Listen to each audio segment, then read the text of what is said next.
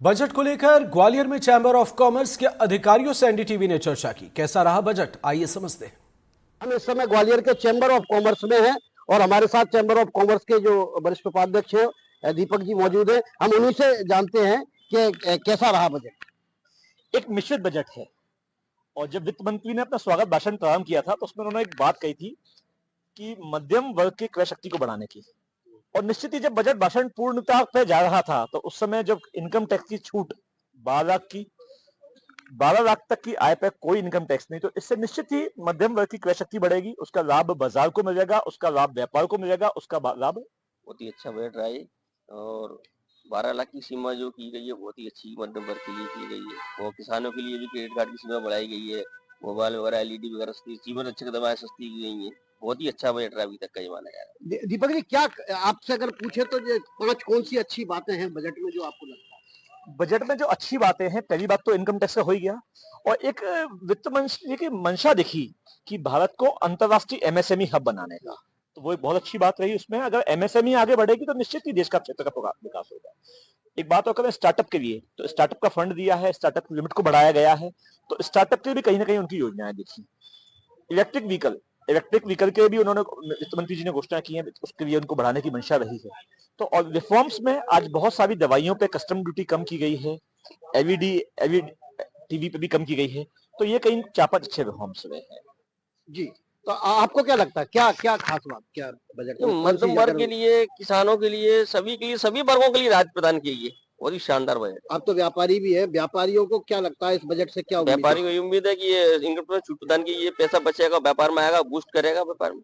तो बिल्कुल देखिए, उद्योगपतियों का, व्यापारियों का मानना है कि ये बजट अच्छा है, बाजार को ग्रो मिलेगा, बाजार उछाल मारेगा। इसके अलावा जो बाकी चीजें हैं, इनकम टैक्स में जो छूट दी गई है उसमें बाजार में लिक्विडिटी आएगी और इसका व्यापार पर असर पड़ेगा। ग्वालियर से देवश्री माली, एनडीटीवी।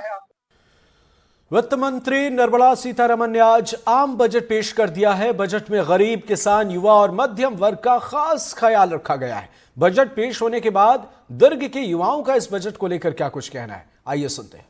नरेंद्र, बजट को लेकर आप क्या सोचते हैं? सर, इस बारी का बजट बहुत अच्छा गया है। कुछ एक सेक्टर्स में बहुत अच्छे से बोला है हमारे फाइनेंस मिनिस्टर ने, और कुछ एक सेक्टर्स में हाँ कुछ त्रुटियां रहती हैं और अभी बिल्स आने बाकी है, तो अभी बोल नहीं सकते पूरा क्लियर, लेकिन हाँ थोड़ा बहुत जितना अभी तक देखे हैं उसमें बहुत अच्छा करें। युवाओं के लिए इस बार क्या कुछ खास है, क्या मानते हैं आप? युवाओं के लिए सर, जैसे कॉलेज स्टूडेंट्स है, आईआईटीज हैं, जब हमारे साइंस के कॉलेज आते हैं, मेडिकल कॉलेजेस होते हैं, उनमें सीटें बढ़ाने के लिए बोला है उन्होंने। 100% से बढ़ाएंगे हम, 100% के रेट से, यूजी में भी, पीजी में भी। आईआईटीज को भी डबल करने का बोल रहे हैं, तो जो युवाओं के लिए अच्छा है। सर, देश की almost 55% of the population agricultural sector में इन्वॉल्व है, जिसके लिए धन धान्य योजना और मखाना बोर्ड जैसे कुछ इनिशिएटिव्स गवर्नमेंट ने लिए हैं। बट मुझे ऐसा लगता है कि इतने बड़े पॉपुलेशन के लिए कुछ और पॉलिसीज, कुछ और रिफॉर्म्स होने चाहिए थे। किस तरह के? जैसे कि mechanization and modernization of agriculture को गवर्नमेंट को बहुत ध्यान देना चाहिए। सॉइल हेल्थ कार्ड वगैरह है, उस बारे में ज्यादा बातें नहीं हुई है, जो कि गवर्नमेंट का इनिशिएटिव है, बट ज्यादा बातें नहीं हुई है उस बारे में। और चीजें बहुत ज्यादा क्लियर नहीं है एग्रीकल्चर के फ्यूचर को लेकर के। इनफैक्ट फाइनेंस मिनिस्टर मैम ने ये भी कहा है कि हम भारत को फूड बास्केट बनाने की तैयारी कर रहे हैं, बट ऐसा लग नहीं रहा है।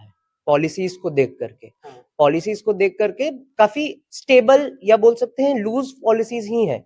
बहुत ही कहीं ना कहीं एक्सपेक्टेशन के अनुरूप जो है वो जी, नहीं हुआ है। जी, एक्सपेक्टेशन के अनुरूप बिल्कुल एग्रीकल्चरल सेक्टर का, मेरे हिसाब से जहां तक मैंने देखा है, मैंने एनालाइज किया है, सिर्फ 3.5% ऑफ द जीडीपी हम एग्रीकल्चर को देख करके ये नहीं बोल सकते कि भारत एक दिन वर्ल्ड का फूड बास्केट बने। इस बजट में एआई के थ्रू हम रिसर्च को देख रहे हैं, वर्किंग को।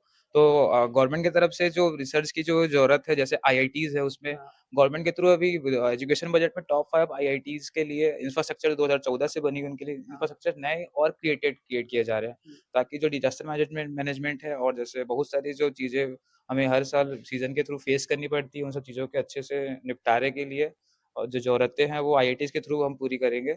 उनके लिए टॉप 5 आईआईटीज में बजट को ठीक तरीके से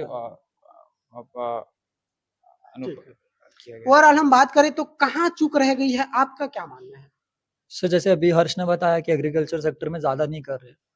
इसके अलावा उसके अलावा सर जैसे अभी इनिशिएटिव तो बहुत सारे ले रही है गवर्नमेंट, हाँ, लेकिन गवर्नमेंट ने ये नहीं देख रही है गवर्नमेंट कि हमारे पास इतना हम फंड यूज़ कर पा रहे हैं हमारा, क्योंकि जो फिस्कल डेफिसिट है वो भी अभी नॉर्मल नहीं है।